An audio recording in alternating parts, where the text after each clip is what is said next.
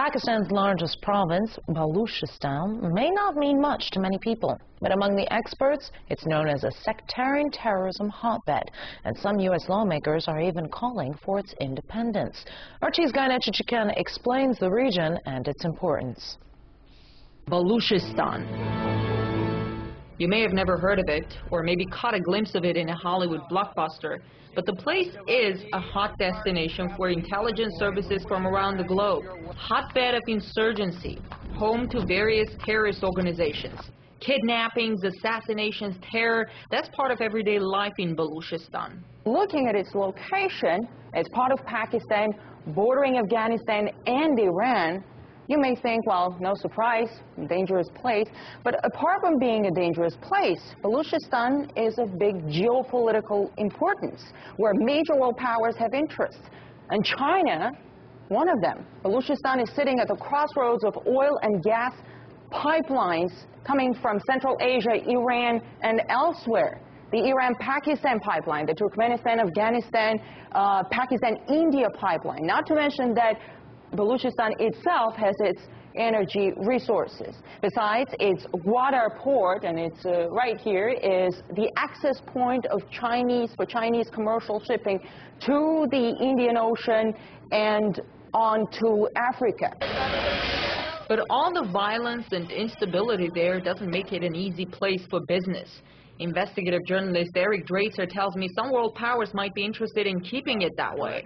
First of all, we have various indigenous terrorist organizations that operate inside of Balochistan, the Baloch Liberation Army, Jundallah, the Baloch Republican Army, Lashkar-e-Taiba, just to name a few. Jundallah is an organization that for decades has been focused on destabilization of Iran. Now, the confluence of these various terrorist organizations, of course, is not coincidental. This has a direct relation to the interests of the United States and the Western powers vis-a-vis blocking the Chinese, destabilizing Pakistan, and part of waging their covert war against Iran in hopes of not just encircling that country, but to collapse it from outside. The U.S. government denies having any connection with Jundallah and Baloch terrorist organizations.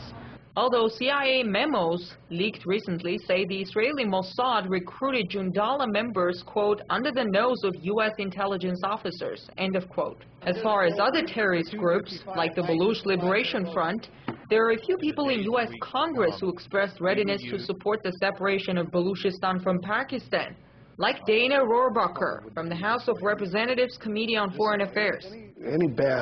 Anything that's coming up right now that the Pakistanis don't like about our attitude is being caused by actions taken by their government. As far as who could benefit from instability in Balochistan, most experts say it's extremists of all kinds. Mainly Al-Qaeda and its affiliates, and as well as the Taliban. They certainly have an interest in maintaining instability. But some also see Balochistan as a key square on the geopolitical chessboard. The United States knows they cannot compete with China economically or industrially, so they have to stunt China's development through these various subversive tactics. They're willing to engage with various terrorist networks that they've had for many, many years, if not decades, in order to try to make the Chinese stall in their economic development. So according to you, pipe wars are real, and creating instability is one of the instruments to gain advantage. But wouldn't it backfire? The terror, violence, instability? Could it backfire in terms of terrorist reciprocation against the United States? This is entirely possible, but that didn't prevent the United States in the late 1970s from financing and supporting the Mujahideen against the Soviets. Allegations that some global powers may be stoking violence in a place like Balochistan for their geopolitical interests are quite disturbing and raises the question whether pipeline wars are a reality. In Washington, I'm Chichikan.